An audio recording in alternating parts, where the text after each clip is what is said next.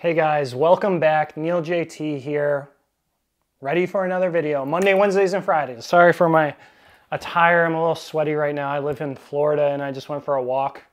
Whew, that humidity will get you. Oh my goodness. I think it's probably only 93 degrees outside, but the humidity is just brutal. You walk outside for 5 minutes and it's like just drenched. The sun's not even out either. Whew. But I try and get 10,000 steps a day, so especially after I eat, I'll go for walks. But oh man, I did my workout earlier, so I'm feeling a little rough. Right now I'm getting ready to do a show most likely. I haven't 100% decided on one. I'm probably, if I did pick a show to do, a physique show, I'd probably say I'm like 5 weeks away from being where I'd need to be to step on stage. But yeah, so I'm feeling a little rough. I didn't have a lot of carbs today.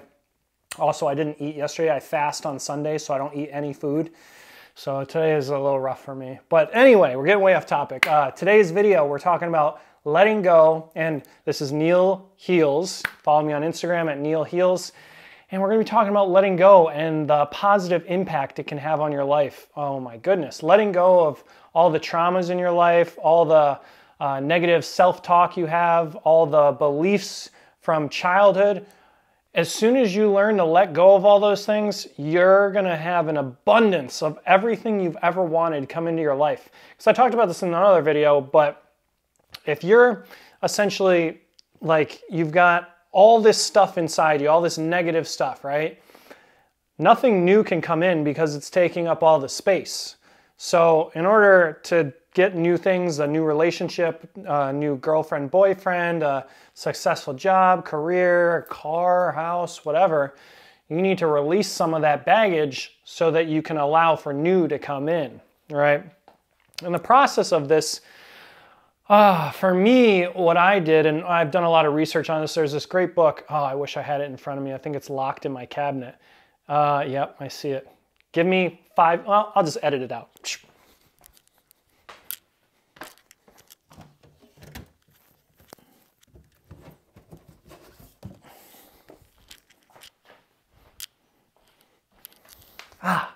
All right, I got it.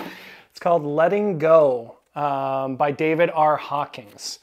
It's an incredible book. It's a little, I don't want to say it's tough to read. It's very, it's like science mixed with spirituality.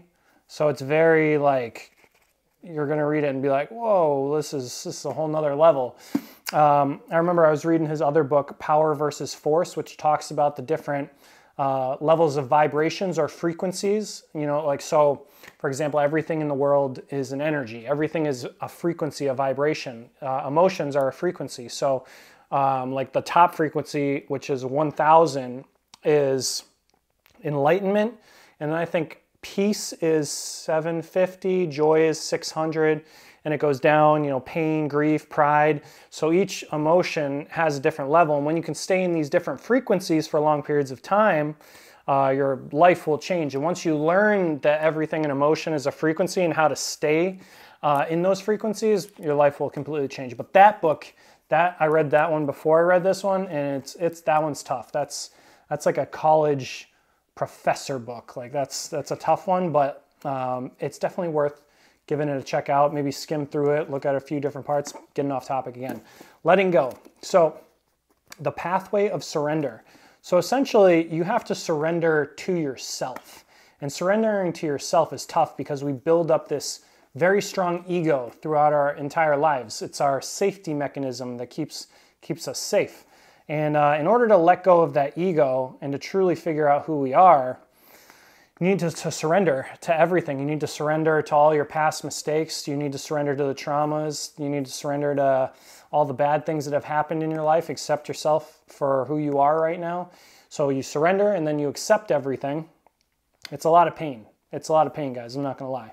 Letting go is a lot of pain. Last week, I let go of the hurt that my ex caused me. Ex-situationship, but she had so much pain in her life. Hurt people. So she had a lot of childhood traumas. I won't go deep into it, but essentially rapes, like family rapes and stuff like that. And brutal, one of the most brutal stories I've ever heard. And when that kind of stuff happens to you, it changes who you are. And to let go of that kind of stuff is difficult. It forms you into the person, that's in front of you. So with her, she ended up hurting me more than every single girlfriend I've ever had put together. And we were just like best friends, me and her. But I had to let go of that. I had to let go and forgive her and forgive myself for allowing her to do that to me, because she likes weak men. She likes to make strong men weak because she was raped. So she had, all the control taken from her, and especially in her childhood with her family dynamics. I won't go into detail, but she never had control. Her father took away all the control in her life. So now she feels the need. She has to control everyone that comes in her life. She has to be like the dominant one. She likes submissive men, and I was masculine dominant man when I met her, and she pretty much made me submissive. And like I tried it, and she told me in the first week we ever knew each other, she's like, "Oh, you're a leader. This probably won't work out because I'm a leader." So she's an alpha male essentially. And but I had to let go of that. I had to forgive her for all the trauma she put through me. I had PTSD for a while. It took me 4 months to heal. But essentially I cried for probably an hour to 2 hours and I was just going over everything that I forgave her for, which was a lot, hundreds of things. And I just kept going over it, and I forgave her for everything. And I was writing all the things down, and it was really tough. It was tough, guys, I'm not gonna lie.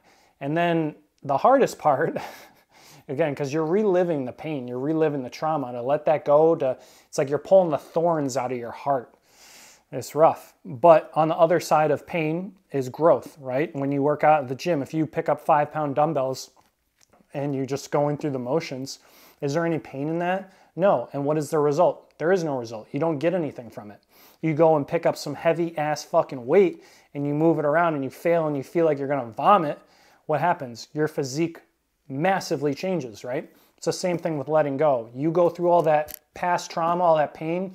You have childhood traumas of kids bullying you, making fun of you, saying you had Jew hair or big nose. That's what I got. I got made fun of for having a big nose all the way through high school. You have to relive all those moments and forgive everyone that's ever done wrong on you. And it's tough to do. It's a lot of pain. But then the tricky part, the ending part, which is really where the growth comes, is forgiving yourself. And that is tough. That is very, very tough. Because that's like you're killing your ego, essentially. Your ego doesn't want to hear that shit. You're opening up a can of worms of all the bad shit that you've ever done, or the people that you've hurt, or the lies you've told, or the cheating, or what, like hundreds of thousands of bad things you've done in your entire life. You forgive yourself for that, all that. Man, I remember I used kind of like an affirmation type of way to do this, and I find that it really helps because the soul is through our eyes. When you make eye contact with someone, you're looking into their soul. So when you look in the mirror and you do affirmations, you're looking into your soul. That's why it can be emotional sometimes. So I was like already in tears and like emotional, and I went into the bathroom and I looked in the mirror and I forgave myself and was like looking at myself, and I was pouring, just, oh my God. I'm not a crier. Like at times like serious things happen in my life. Like, yeah, but I'm not a crier. And man, I was just like bawling my eyes out, like looking in my own eyes while doing it too. It was very, what's the word? It was very enlightening. To like see that side of myself, like to actually visually be watching the whole thing happen. Because you can cry and like in your room or whatever, and it's like you're not really witnessing it from a third perspective. But when you look in the mirror and you do it, it's a whole nother ball game. But immense suffering and pain. But the rest of the day I just felt so shitty. My heart hurt. Like my heart physically hurt. Like I could feel the hurt letting go of all that. Like my heart was like releasing it all. And then, you know, the next couple of days, slowly getting back. And then it's like you feel way lighter. You know, once you let go of all that baggage, you've been carrying around a backpack full of rocks your whole life. It's like, oh, finally a release. I feel free. So, you know, letting go of all the pain that anyone has ever caused you, and any pain that you've ever caused anyone, is the true only way to manifest your dream life. And I'll say this for my ex. If she actually went through the healing and like I can only imagine what that kind of pain would be like, and really forgave everything and let it all go, and she'd be a completely different person. Like I see all her characteristics and why she is the way she is. And she could achieve great things in this life, but the fact that she can't do it, she has a massive ego, the biggest ego I've ever seen on a female.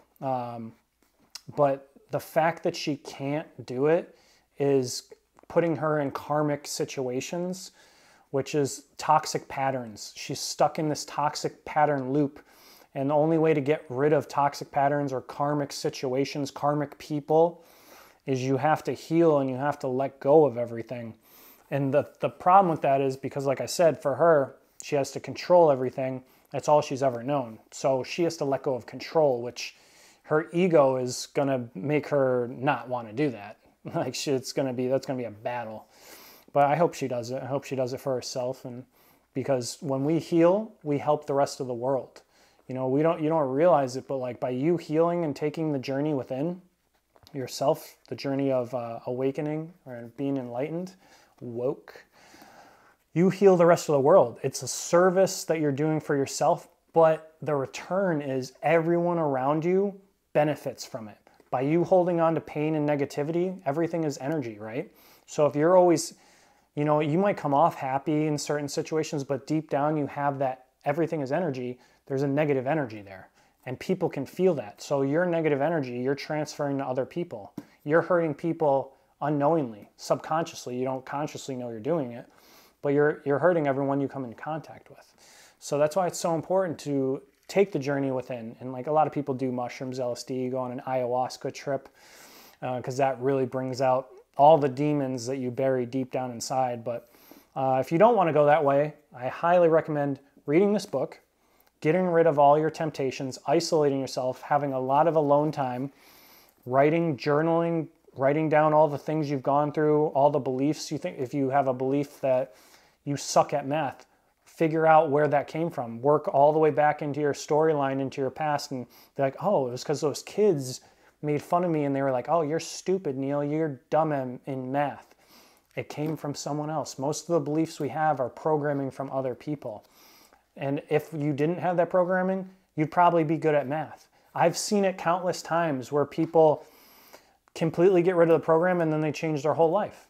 You completely rewire your subconscious to be a totally different person. Your belief system is what makes you who you are. So when you can do that and you can look in the mirror and have a new belief system, you're going to be a completely different person. The person looking back in the mirror is going to be completely different. So again, Neil heals. I think this is going to conclude the video. Man, I am tired. I need a Halo top. I need some ice cream. Again, David R. Hawkins, PhD, Letting Go. This book is life-changing. I think I got it on Amazon. But if you're ready to take that journey within to become woke or enlightened or just become the best version of yourself, letting go of all that pain and trauma is going to be your first step. All right, guys, until next time, take care. Enjoy the rest of your week. I'll be back on Wednesday for another video. Later.